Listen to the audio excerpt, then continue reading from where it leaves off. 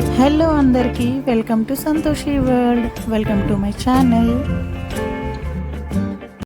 అందరికీ మొదటిగా వరలక్ష్మి వ్రత శుభాకాంక్షలు. ఇక్కడ ఉత్తరాఖండ్లో మేమైతే వరలక్ష్మి వ్రతం ఎలా చేసుకున్నామో మీ అందరికీ చూపించడం కోసం నేను ఈ లాంగ్ వీడియోతో మీ ముందుకు వచ్చేసాను.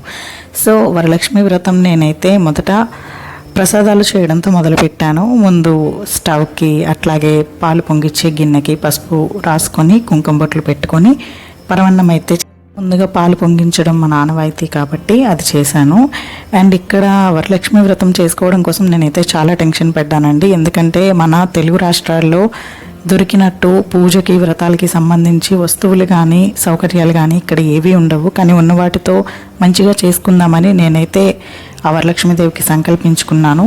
పరమాన్నం అయితే అయిపోయిందండి. నెక్స్ట్ పులిహోర కోసం అన్నం వండి చల్లార్చి తాలింపు కోసం రెడీ చేసుకుంటున్నాను. పులిహోర అనేది మనకి పూజలకి వ్రతాలప్పుడు చాలా కంపల్సరీగా ఉండే ఒక మెయిన్ ప్రసాదం కింద ఉంటాం కదండి.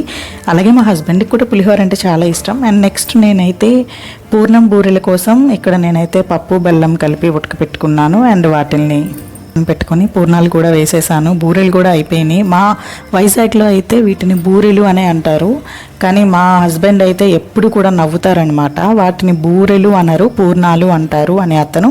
నేనేమో కాదు, లోపల పెట్టే పప్పు బెల్లంని పూర్ణం అంటారు, ఈ ప్రసాదాన్ని మాత్రం బూరెలు అంటారని నేను. మేమిద్దరం ఈ విషయంలో ఎప్పుడు వాదించుకుంటూనే ఉంటాము. సో ఇక్కడ ఈ పనుల్లో నేను బిజీగా ఉంటే మా హస్బెండ్ నాకు కొంచెం వీడియో షూట్ చేయడానికి దానికి హెల్ప్ చేస్తుంటే మా పాప లేచి చేస్తున్న అల్లరి అంత ఇంత కాదు. సో ఫైనల్గా మా పాపని కూడా రెడీ చేసేసాము. చిన్నపిల్లలతో అంత ఈజీ కాదండి ఏ పనులన్నా చేసుకోవడం, నాకు నిజంగా ఇప్పుడు అర్థమవుతుంది. సో నేనైతే పులిహోర కలుపుకోవడం కోసం మొత్తం తాలింపుని చల్లారిన అన్నంలో కలపడానికి కూర్చున్నాను. ఇంకప్పుడు మా పాప నాతో మాట్లాడిస్తున్న మాటలు, అసలు అది చేస్తున్న అల్లరి అంత ఇంత కాదు. నేను పులిహోర కలుపుతానంటే తను కూడా మధ్యలో వచ్చి కలుపుతానని ఒక్కటే గొడవ. మా హస్బెండ్ అయితే నా కోసం వీడియో షూట్ చేస్తున్నారు, కానీ మా పాపని నా వీడియోని రెండింటిని మేనేజ్ చేయలేక చాలా కష్టపడుతున్నారు. ఎవరి లైఫ్ అయినా పెళ్ళికి ముందు ఒకలాగా పెళ్ళికి తర్వాత ఇంకోలాగా ఉంటుందండి. అది ఎవరైనా కానీ చిన్నప్పటి నుంచి పెళ్లి వరకు అయితే మాత్రం ఏ పూజలైనా వ్రతాలైనా చక్కగా అమ్మ నాన్న వాళ్ళు అందరూ పూజ చేయడానికి అన్నీ రెడీ చేసుకుంటుంటే మనం మాత్రం లేచి సరదాగా సంతోషంగా రెడీ అయ్యి పూజ కోసం కూర్చొని అంత మంచిగా సాఫీగా జరిగిపోయేది. కానీ పెళ్లి తర్వాత మొత్తం లైఫ్ మొత్తం మారిపోతుంది. పిల్లలు పుట్టిన తర్వాత ఇంకా మారిపోతుంది. అది మాత్రం ఎవరు ఒప్పుకున్నా ఒప్పుకోకపోయినా అది మాత్రం నిజంగా నిజం. ఇక్కడైతే మా పాప చూసారు కదా, అంతా ఇంత అల్లరి చేయట్లేదు. తను కూడా తాలింపు కలుపుతానని ఒకటే గొడవ. సో నేనైతే వచ్చి ఆ నిమ్మరసం వెయ్యమ్మా చాలు, అదొక్కటి చేయి నువ్వు చాలంటే అది చెయ్యమన్నందుకు అది పడ్డ సంతోషం ఆనందం అంత ఇంత కాదు. యాయ్ మా అమ్మ నన్ను కూడా చేర్చుకుంది తన వంటల్లో అని. అండ్ నెక్స్ట్ ఇక్కడైతే నేను గారెలు కూడా వేశానండి కొంచెం దేవుడి కోసం. ఇక్కడ నేను ఇంకా దేవుడి పటాలని మంచిగా కడిగి పసుపు రాసి కుంకుమ బొట్లు పెట్టి అంతా రెడీ చేసుకుంటున్నానండి. అండ్ ఇక్కడ నేను పూజ చేస్తున్నప్పుడు కూడా మళ్ళీ మా పాప వచ్చి మళ్ళీ అల్లరి మొదలుపెట్టింది. అమ్మ నేను పెడతా బొట్టు అని. సరేలే పెట్టమ్మా అంటే ఒక్క బొట్టు మాత్రం పెట్టింది అమ్మవారికి. బొట్టు పెట్టినా కూడా తనకి ఇంకా సాటిస్ఫాక్షన్ లేదు. తను కూడా నాలాగా మొత్తం అన్ని పటాలకి బొట్లు పెట్టాలి అని ఇదే అల్లరి. సో ఈ అల్లరితో మేనేజ్ చేసుకుంటూ మొత్తానికి నేనైతే అన్ని పటాలకి బొట్లు పెట్టేసుకున్నాను. అండ్ ఇక్కడ మాకు పూలదండలు పువ్వులు అనేవి ఇక్కడ అస్సలు దొరకవండి. అయితే అస్సలు దొరకవండి. ఇక్కడ పూల మార్కెట్ అని నర్సరీస్ అని అట్లా ఏముండవు. హిల్ ఏరియా వల్ల ఏమో మరి తెలియదు, కానీ ఇక్కడైతే అసలు ఏం దొరకవు. మేము మార్కెట్ అంతా వెతికినా కూడా అసలు పువ్వులు అనేవే దొరకలేదు. సో మా హస్బెండ్ అయితే ఎర్లీ మార్నింగే వెళ్ళి ఇక్కడ టెంపుల్స్లో ఓన్లీ ఇలా బంతిపూల దండలు మాత్రమే వేస్తారు, తీసుకొచ్చారు. ఇంకా వాటితోనే పూజ చేయడం మొదలుపెట్టా. ఈ వరలక్ష్మి వ్రతానికి ఎంతో ముఖ్యమైనది ఒక కొత్త జాకెట్ పీస్ లాంటిది కావాలి. అది కూడా ప్లెయిన్లో సాదా సీదాలో ఉండేదే. నేను పుట్టిన దగ్గర నుంచి మా అమ్మ వాళ్ళు పూజ చేస్తున్న దగ్గర నుంచి నేను చూసిందైతే అదే. కానీ ఆ జాకెట్ పీస్ కోసం ఇక్కడ నేను పడ్డ కష్టాలు అంత ఇంత కాదు. ఎన్ని శారీ షాప్స్ ఉన్నా, ఎన్ని సూట్ షాప్స్ ఉన్నా కూడా ఇక్కడ మేమున్న ఏరియాలో ఈ జాకెట్ పీసెస్ ప్లెయిన్వి అనేవి అసలు దొరకవు. సో మొత్తానికి నేనైతే పూజని మంచిగా ఏదో ఇక్కడున్న వాటితో సంతోషంగా చేసుకోవడానికైతే మొదలు పెట్టుకొని అమ్మవారికి కలశ పూజ చేయడం కోసం కలశం రెడీ చేసుకుంటున్నాను. ఈ వరలక్ష్మీదేవి వ్రతంలో అత్యంత ముఖ్యమైనది కలశమే. ఈ కలశం మీద పెట్టడానికి కావలసిన కొబ్బరికాయ కోసం కూడా మేము 2 గంటల సేపు షాపింగ్ చేయాల్సి వచ్చింది. ఎక్కడ కూడా ఇక్కడ కొబ్బరికాయలు మన ఆంధ్ర రాష్ట్రాల్లో లేకపోతే మన తెలుగు రాష్ట్రాల్లో దొరికేటట్టు ఇక్కడ అస్సలు దొరకవండి. ఇక్కడ వాళ్ళకి కొబ్బరి నీళ్ళు అనేది కూడా ఓన్లీ మన కోకోనట్ వాటర్ బాటిల్స్ అమ్ముతారు, అవి తాగడమే తప్ప డైరెక్ట్గా కొబ్బరి బొండాలు తాగే అవకాశం కూడా చాలా చాలా తక్కువ. ఇంకా కొబ్బరికాయలకి మేమైతే ఒక రకంగా చాలా కష్టపడి 2 కొబ్బరికాయలను అయితే సంపాదించుకున్నాము. అది కూడా ఆ దేవత అనుగ్రహం వల్లే కనీసం ఆ 2 అయినా దొరికాయని ఫీల్ అయ్యాను నేనైతే. సో ఇంకా నేనైతే పసుపుతో ఆ వినాయక మూర్తిని గౌరీమాతని తయారు చేసుకున్నాను. చిన్నప్పటి నుంచి నేను మా ఇంట్లో ఎలా అయితే వరలక్ష్మి వ్రతాన్ని చూస్తూ చేస్తూ ఆ పూజ విధానం తెలుసుకుంటూ ఆ కథ చదువుతూ ఎలా అయితే పెరిగానో, సో నాకు తెలిసినంత వరకు నేను చిన్నప్పటి నుంచి నేర్చుకున్నంత వరకు ఉన్న విధానంలో నేనైతే పూజ చేసుకున్నానండి.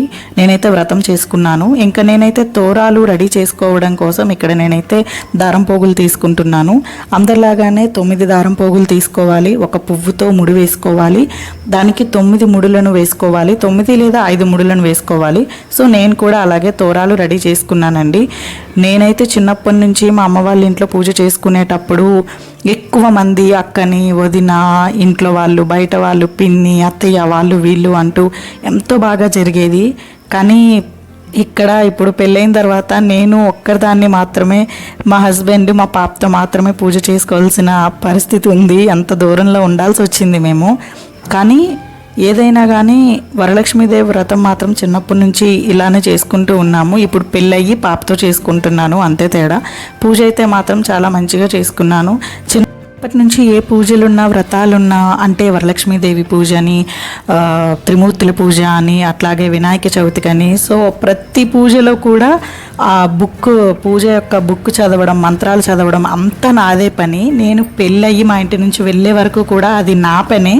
సో నాకైతే ఈ పూజా విధానాల్లో బుక్స్ చదవడం అది నాకైతే చిన్నప్పటి నుంచి అలవాటే కాబట్టి చాలా మంచిగానే చేసుకున్నాను. మా వారితో అయితే నేను తోరం కట్టించుకున్నానండి. అండ్ నేను తోరం కట్టుకుంటుంటే మా పాప ఊరుకుంటుందో దానికి కూడా కట్టమని ఒకటే గొడవ. సో నేను దానికి కూడా ఒక తోరణం కట్టేశాను. కట్టేసిన తర్వాత ఇంకా మళ్ళీ పూజ చేసుకోవడం మొదలుపెట్టాను. అక్కడ నా పూజ నాదే, మా పాప మా ఆయన వాళ్ళిద్దరు ఆటలు వాళ్ళవే. చూసారా, నేను చాలా మంచిగా పూజ చేసుకుంటుంటే వాళ్ళిద్దరూ మాత్రం చాలా బిజీగా ఆడుకుంటున్నారు. అయినా ఇంట్లో వాళ్ళందరితో కలిపి పూజ చేసుకోవడం, ఒక్కరం విడిగా పూజ చేసుకోవడం చాలా తేడా ఉంటుంది కదా అండి. నేనైతే మొత్తం ఫ్యామిలీని నైవేద్యం సమర్పిస్తున్న టైంలో మా పాప అయితే అమ్మ నేను ఇస్తా ప్రసాదం, ఇది తీసుకో, అది తీసుకో, ఇది తీసుకో అంటూ అలాగే అల్లరి చేస్తూనే మొత్తానికైతే అన్నీ అందించింది. కాకపోతే నేను చెప్తే కాదండి, వాళ్ళ నాన్న చెప్తే. వాళ్ళ నాన్న మాట మాత్రం బాగా వింటుంది. వాళ్ళ నాన్న లేనప్పుడు మాత్రం నా మాట వింటుంది. సో మొత్తానికి ప్రసాదాలు అయితే అన్నీ అందించింది. మొత్తం అందించిన తర్వాత నా శక్తి మేరకు నేను చేసుకున్న ప్రసాదాలను అయితే అమ్మవారికి సమర్పించుకున్నాను. సో నైవేద్యం కూడా సమర్పించుకున్న తర్వాత ఇక్కడ మా పాప చూడండి, అక్కడ నేను నైవేద్యం సమర్పించుకుంటుంటే మా పాప నేను చేసిన ప్రసాదాల్లో శనగలు తీసుకొచ్చి అది తినడం కాకుండా ముందు వాళ్ళ నాన్నకి పెడుతుంది. తిను నాన్న, పర్లేదు తిను నాన్న, కొంచెం తిను నాన్న అని. మా ఆయన గారేమో ఇంకా పూజ కాలేదు కదా వద్దులే అన్నట్టు తినడం లేదు. సో మొత్తానికి పూజ అయితే చాలా సాయంత్రం వాయినం ఇవ్వాల్సిన ముత్తైదువుల కోసం అయితే నేను పడ్డ తిప్పలు అంతా ఇంత కాదు. వీళ్ళందరూ మేమున్న ఇంటి దగ్గరే ఉన్న పోర్షన్స్లో ఉండే వాళ్ళేనండి. కాకపోతే వీళ్ళెవరికి వరలక్ష్మీదేవి వ్రతం ఇదంతా ఏమీ తెలీదు. కానీ నేను వాళ్ళకైతే చెప్పాను, సాయంత్రం అయితే నేను ఇట్లా పూజ చేసుకున్నాను, తాంబూలం ఇవ్వడానికి అయితే మిమ్మల్ని పిలుస్తున్నాను, సాయంత్రం దయచేసి రండి. అయితే వచ్చారు.